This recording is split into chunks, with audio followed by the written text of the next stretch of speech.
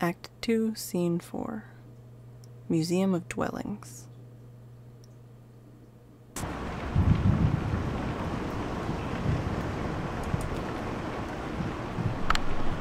I just assumed they were from the power company. You know how they are always coming by unannounced and messing with this or that. I just shut myself up in my room to wait it out. No sense getting involved. How did they get in? Must have been one of the kids who left the front door unlocked. Something's got to be done. They run around like animals. You know, that Flora left a can of soda on top of my shelter door, and I almost killed myself slipping on that sticky mess the next morning. Something's got to be done.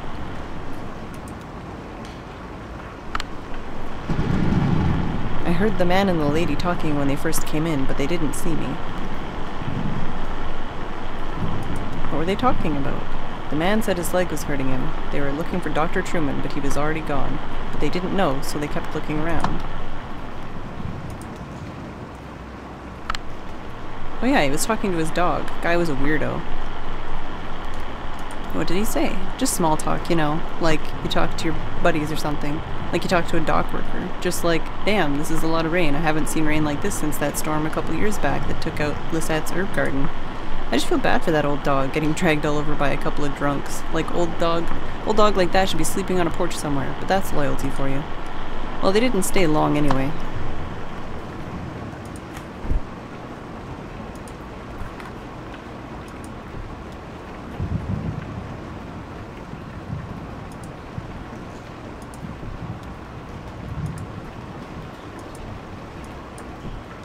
How do I leave then?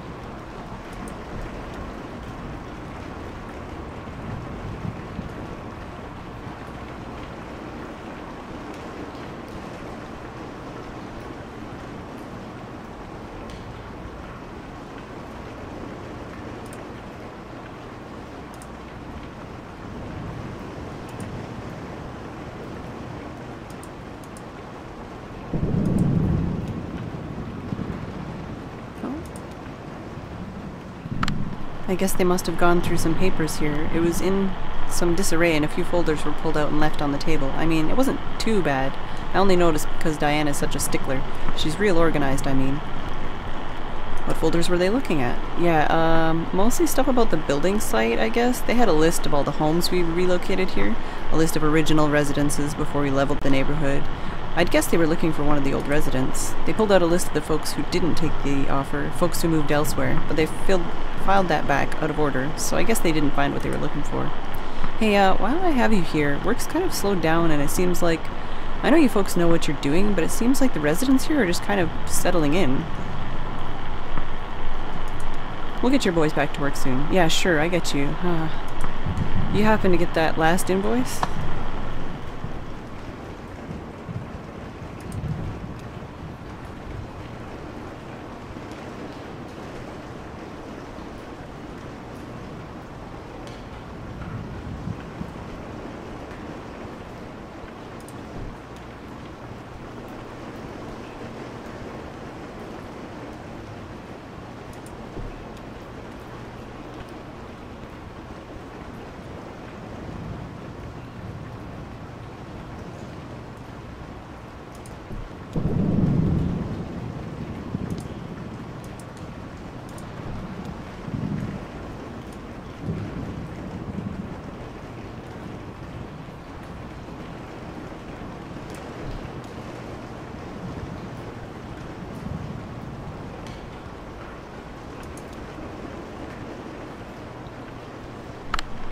They were hollering at that empty tent you folks have on display. Ha! Hey, if you ever need anybody to stay in there, I've been in worse positions.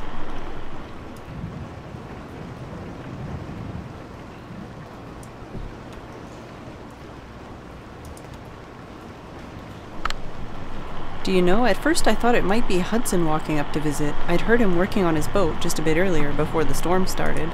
But then I saw the stranger's limping gait and the young woman with him, and I knew it couldn't be. I invited them in for a glass of bourbon, which they politely declined, so I just talked to them on the porch for a bit. What did you talk about? Oh, we talked a bit about the neighborhood. I told them about Hudson and his sailboat, and the nice young couple in the greenhouse, and the charming Dr. Truman, who used to live here. They were very interested in him, but of course, well, I don't know where he went. Do you know, I don't believe either of them had ever set foot on a houseboat before. I don't know that the older man had ever seen an ocean, in fact. It has always been my fondest dream to retire on a houseboat. That's why I accepted your offer and moved in here. It isn't perfect, but what home ever is? I only wish the house would sway a bit. I find that it settles my nerves. Well, if we have another storm like that last one...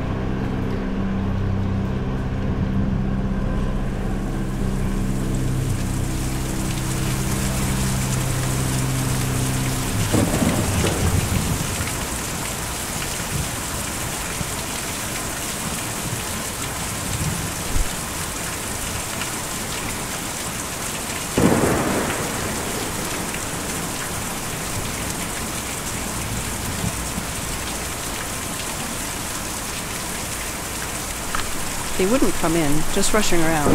You could tell they were worn and it was late at night, but just rushing around. Well, there was some urgency to the older man's injuries, so it's understandable. What were they looking for? They were looking for Dr. Truman, but of course, I had nothing to say. The man was hurt, you know. Where is Dr. Truman? He left, of course. We've talked about it before.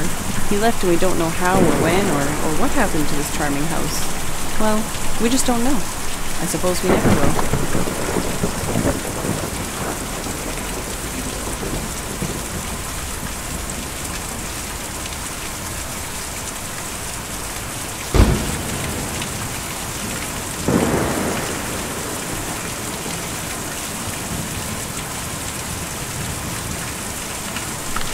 I heard a shout from downstairs. The old man had stumbled in the rain. I stayed inside with the lights off. There's no sense in getting involved.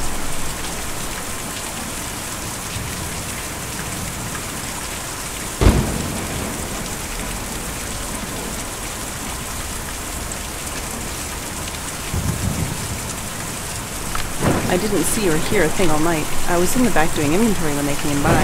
I got 30 cases of candles in, and each one of those has got to be individually labeled, you know? But I heard from some of the other neighbors that they weren't up to any harm, just passing through.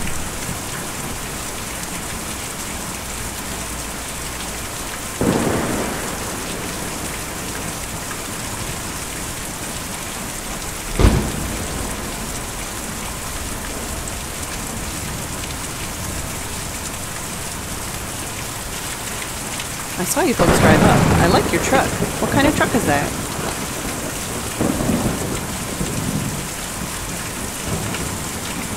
Doesn't belong to me, I just drive it. Yeah, I knew you were a driver. What's the biggest haul you ever did? Moved a pool table once in that same truck. Me and Julian move whole houses every night. That's a lot bigger than a pool table.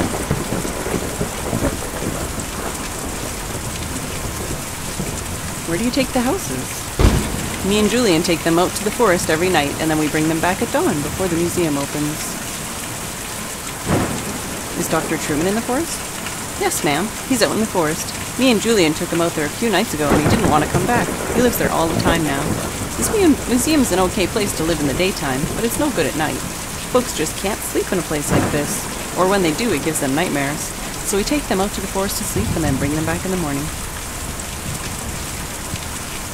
I'm getting pretty tired myself. He hurt his leg. We're looking for Dr. Truman to help him out. Is your family out in the forest? Can you tell us how to get there? You have to follow the Green River way out east and then hop over Lake Cumberland. The roads don't go there. But me and Julian can take you. We were just about to go anyway. I've got to call him over.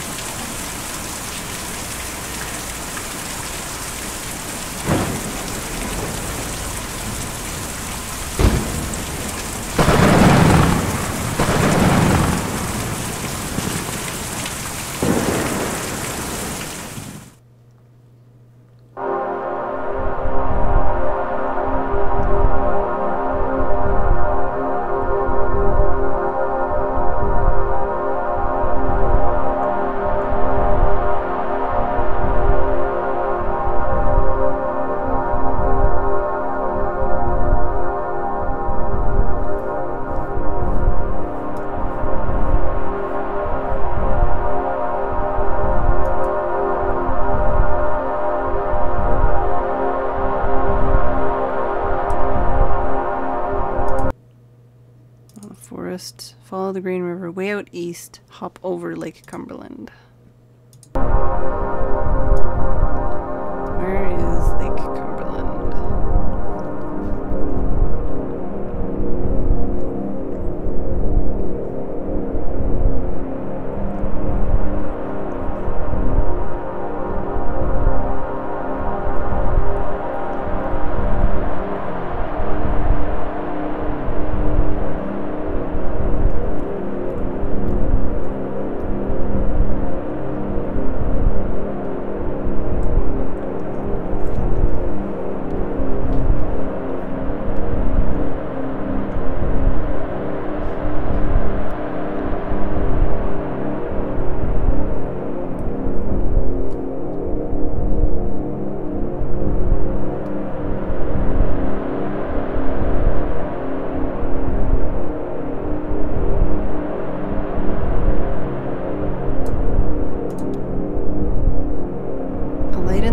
Probably a small fire. A few figures are clustered around a crude network of tanks and pipes.